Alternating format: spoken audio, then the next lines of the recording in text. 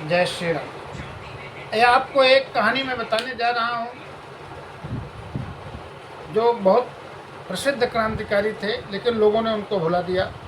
जिनका जन्म मैनपुरी में हुआ था, उत्तर प्रदेश के। वो शिक्षक थे मास्टर गेंदालाल जी दीक्षित। मास्टर गेंदालाल जी दीक्षित के दिमाग में बात आई। ये घटना 1918 की है कि भारत इस तरह से आज़ाद नहीं हो पाएगा, सशस्त्र क्रांति करनी पड़ेगी। और उनके दिमाग में एक बात आई कि हम चंबल की तरफ प्रस्थान करेंगे। यही बात सोच के वो चंबल में चले गए।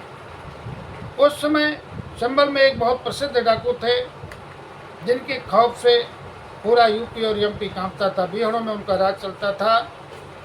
डाकू ब्रह्मचारी उर्फ ठाकुर लक्ष्मण सिंह। डाकू लक्ष्मण सिंह से जब गेंदालाल जी मिले, उन्होंने कहा कि अगर आप लोग हथियार उठाए हो तो अपनी दिशा बदलो, भारत माँ की आज़ादी के लिए अपनी राइफलें उठाओ। और मास्टर गेंदालाल जी का इतना बड़ा प्रभाव पड़ा डाकू ब्रह्मचारी पे कि उन्होंने अपने 500 सैनिकों के साथ सशस्त्र क्रांति के लिए बिगुल फूंक दिया। और इतना ज़बरदस्त बिगुल फूंका कि उनके नाम से ब्रह्मचारी जी और गेंदालाल दीक्षित के नाम से अंग्रेज थर थर काँपने लगे। मध्य प्रदेश के बहुत सारे खजाने लूटे, यूपी के आसपास के बहुत सारे खजाने लूटे, अंग्रेज़ों के बहुत सारे हथियार लूट लिए। और वो सारे हथियार क्रांतिकारियों के पास फ्री में सप्लाई किए जाते थे। लेकिन ये बात अंग्रेज़ों को बहुत नागवार गुजरी और उन्होंने मारने का प्लान बनाना शुरू किया। उन्होंने एक संगठन बनाया, मातृ देवी संगठन।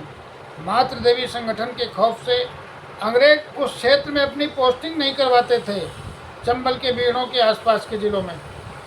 धीरे धीरे अंग्रेज़ों ने अपने मुखबिर फिट किए और एक मातृ देवी संगठन के कार्यकर्ता को उन्होंने मिला दिया। एक रात शाम को भोजन में उसने नशीला पदार्थ मिला दिया और सारे क्रांतिकारी जो डाकू थे वो नशे में हो गए।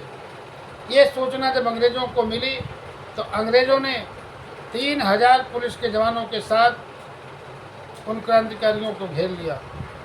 ध्यान रखना, कभी किसी अंग्रेज ने गोली नहीं चलाई भारतीयों पे। भारतीयों पे गोली चलाने वाले वो गद्दार पुलिस वाले थे जो भारत के थे लेकिन अंग्रेज़ों की थानों में नौकरी करते थे। वो सब के सब गद्दार थे। जिन जिन लोगों ने अंग्रेज़ों की तनख्वाहें ली है वो सब गद्दार थे भारत माँ के। अपनी फौज में नहीं भर्ती हुए, अंग्रेज़ों की फौज में भर्ती होकर नौकरी किए। चाहे वो जलियांवाला बाग हो, चाहे भीमा कोरेगांव की घटना हो, चाहे गेंदालाल दीक्षित के ऊपर हमला हो, तो भारत के ही लोग जो अंग्रेज़ों के फौज में थे उन्होंने ही हमला किया था। कोई अंग्रेज तो केवल अफसर थे जो आदेश देते थे। मुकाबला इतना भीषण हुआ कि 37 क्रांतिकारी मार दिए गए। और डाकू जो थे मातृ देवी संगठन के 37 मार दिए गए और गेंदालाल दीक्षित और ब्रह्मचारी जी गिरफ्तार कर लिए गए। बहुत सारी गोलियां ब्रह्मचारी जी को लगी थी। कुछ दिन बाद ब्रह्मचारी जी इस देश को छोड़ के परलोकवासी हो गए, मृत्यु को प्राप्त हो गए। लेकिन गेंदालाल दीक्षित के कम गोली लगी थी, वो बच गए। वो जेल में थे, लेकिन उसी समय भारत के और एक महान क्रांतिकारी का नाम उस समय भारत में बहुत तेज़ी से फैला था। उनका नाम था पंडित राम प्रसाद बिश्नोई। पंडित राम प्रसाद बिश्नोई ने अपने सहयोग से गेंदालाल दीक्षित जी को भारत की जेल से आज़ाद करवा लिया। बाद में गेंदालाल दीक्षित वीरगति को प्राप्त हुए। ये कहानी एक ऐसे क्रांतिकारी की है। लोग कहते हैं कि चरखे से आज़ादी आ गई, महात्मा गांधी जी ने आज़ादी कर ली। जो जेल में जाते थे और बढ़िया भोजन करते थे, इसी कमरे में रहते थे, वो चरखे से भारत की आज़ादी ला ली। अंग्रेज़ों ने सबसे ज़्यादा भारत की आज़ादी में कम से कम 1.5-2 करोड़ लोगों को मौत की घाट उतारा था, जिसमें से 60% मरने वाले ब्राह्मण अकेले थे, बाकी अन्य जातियां थीं। जय श्री राम। मेरी कहानी अच्छी लगे तो लाइक, शेयर और सब्सक्राइब जरूर करें।